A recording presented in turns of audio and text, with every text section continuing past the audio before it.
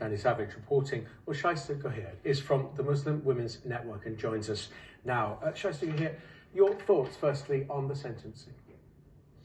I'm relieved that he's been given a custodial sentence. I was worried that he may get a suspended sentence because that sometimes happens in child sexual abuse cases. So it's good that he's going to prison, but justice hasn't been fully served because he's going into prison still with his title of being called Lord intact. And our correspondent at the court, Danny Savage, said that there would need to be a change in law to begin the process of stripping him of any title. So that would be a very complicated process.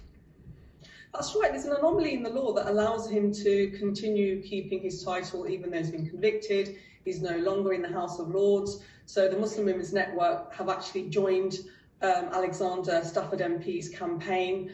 I know he's campaigning to try and get the law changed to strip Nazir Ahmed of his title. So I've also written to the Lord Chancellor asking him to change the law. And it could be that they just give the powers to the Lord's Standards Committee to look at things on a case-by-case basis to be able to strip barons and baronesses of their titles, because my worry is that once he comes out of prison, he's going to use it for influence. So it needs to be done before he comes out of prison.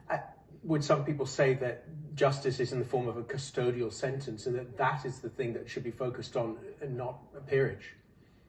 When you go into the House of Lords, lots of checks and scrutiny is done, and you've got to have, how high standards of public life. Now, okay, this wasn't known when Tony Blair put him in the House of Lords, but once things come to light, how is it morally right for him to keep a title? This is a title, an honour that's bestowed on him by the Queen.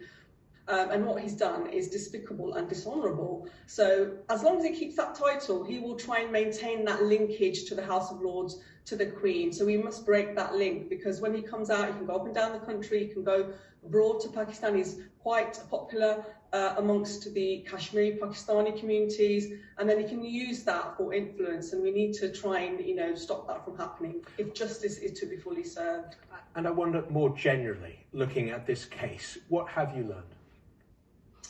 You know what, the bravery of the victims, it doesn't matter how long ago it was, it can be decades ago, and it's not an easy process. It's taken years to get to this point of him getting that sentence. I think it's 4 or 5 years, and too many victims actually drop out of the process. So it is worth it. You can get justice, and I urge more victims to come forward if they feel that they have been abused. Shaista Gohir from the Muslim Women's Network, thank you so much for joining us.